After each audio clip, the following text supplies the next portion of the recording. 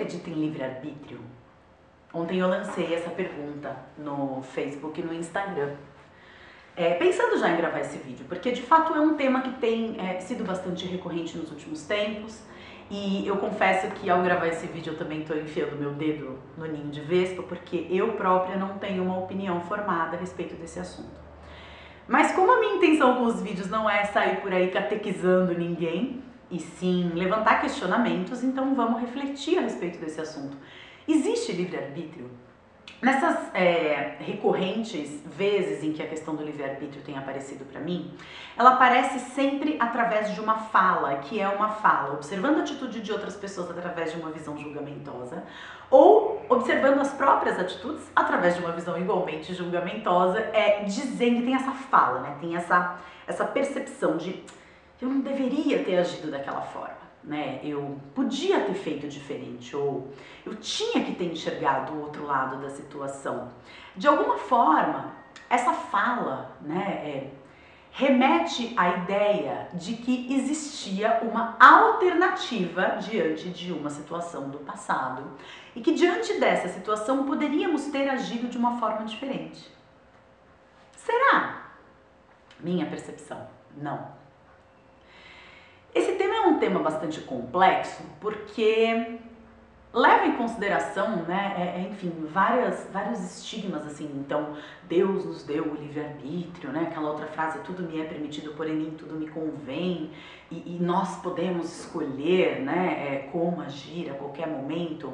E eu concordo com isso. Uma das pressuposições básicas da programação neurolinguística, inclusive, é a ideia de modelagem. Quer dizer, se eu observar determinada pessoa fazendo determinada coisa, e se eu reproduzir exatamente os comportamentos que essa pessoa tiver, eu vou também conseguir fazer aquilo que ela está fazendo. E eu acho isso extremamente possibilitador. Mas na grande maioria das vezes, a gente não consegue enxergar a situação com um distanciamento que nos permita enxergar o outro lado da questão. Por exemplo, vamos supor que eu acredite que existem apenas 3 idiomas falados no mundo. Então, as únicas 3 línguas que as pessoas falam no mundo é o português, o inglês e o espanhol.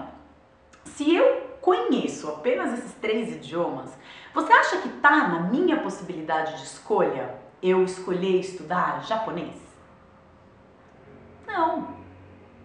Eu só vou poder estudar o japonês e me tornar fluente nesse idioma a partir do momento em que eu descobrir que existe o idioma. Eu só posso escolher dentre coisas que eu conheço. Eu só posso escolher dentre coisas que fazem parte do meu repertório. Tem um cara, isso foi citado pela minha irmã ontem, tem um cara chamado Skinner. Depois vocês pesquisam aí, perguntam pro Google quem foi Skinner. Ele é um estudioso aí do comportamento humano. E o Skinner, ele fala uma coisa a respeito de padrões de funcionamento e de condicionamentos que diz que, na grande maioria das vezes, eu não sou nenhuma especialista em Skinner, tá? Então eu tô aqui fazendo uma citação da minha compreensão a respeito dele. Na grande maioria das vezes, nós temos padrões de funcionamento, condicionamentos que são ativados em determinadas situações. Então, quando eu sou submetida a determinado tipo de situação, a minha tendência, ela é agir de x, y, z forma. É como se fosse um piloto automático, é como se fosse praticamente um reflexo, eu me comporto de determinada maneira, por tendência, por padrão, levando em consideração o nosso amiguinho inconsciente, onde ficam armazenadas todas as experiências que já tivemos um dia e aquele nosso amiguinho sistema de crenças. Então, diante de determinada situação, a minha tendência é me comportar de determinada forma. E se isso acontece de uma forma absolutamente automática e absolutamente reflexa, eu tenho livre-arbítrio? Quando eu olho para uma pessoa que fez tal coisa e eu olho e falo, ela poderia ter feito outra. Será que ela poderia ter feito outra? Porque ela poderia ter feito outra. Se ela pensasse como eu penso, se ela enxergasse a situação como eu enxergo, mas do modo como ela enxerga a situação, envolvida na situação. Quando eu estou dentro de um ambiente, eu estou aqui dentro dessa sala, eu consigo enxergar aqui, ó, eu não estou enxergando o que acontece atrás de mim.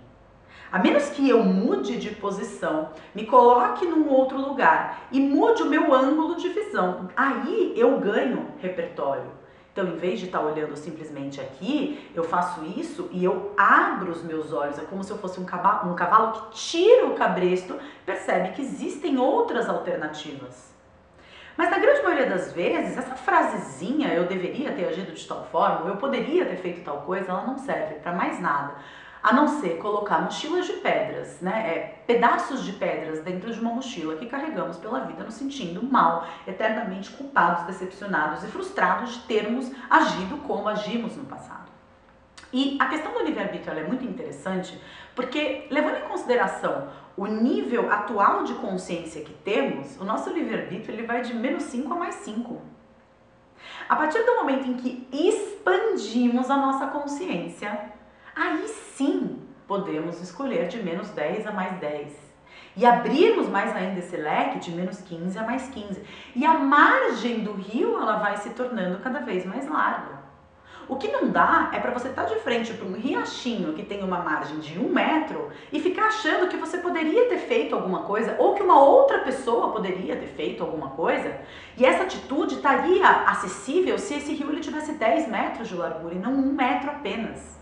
Se você não conhece que existe um lugar chamado Java, como você pode escolher falar javanês? Isso não está no seu repertório de respostas. Você nem enxerga essas possibilidades. Por isso que eu sou tão fã dos processos de autoconhecimento. Algumas pessoas me procuram querendo fazer terapia.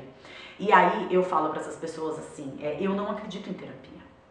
Eu não acredito que precisemos de tratamento, eu acredito que precisemos de autoconhecimento, eu acredito que precisemos expandir a nossa consciência com relação às coisas, porque quanto mais expandirmos a nossa consciência, mais possibilidade de ocupar lugares diferentes e de agir de formas diferentes a gente vai ter. Então, da próxima vez que você pensar em livre-arbítrio, leve em consideração aquilo que você tem no momento, nível de consciência e ferramentas de uso.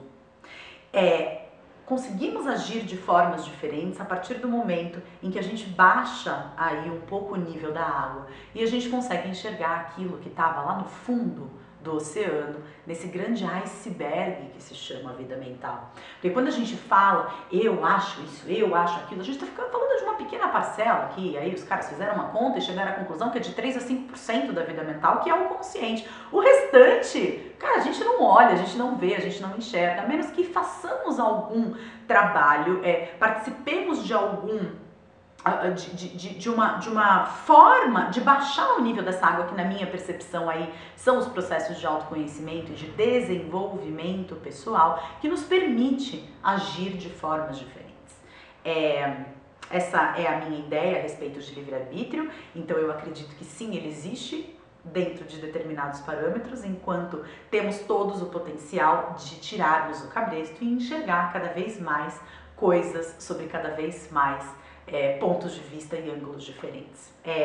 Fica o convite também, para quem não está sabendo, entre os dias 18 e 20 de julho agora de 2014, tem Reconectar Novo, os links estão todos aqui embaixo, entra no site flaviamelissa.com.br/reconectar para saber todas as informações. Vai ser um prazer estar com vocês, eu agradeço demais a oportunidade de compartilhar aqui um pouquinho dos meus pensamentos e agradeço demais toda a receptividade de vocês. Beijos, a gente se vê em breve, tchau!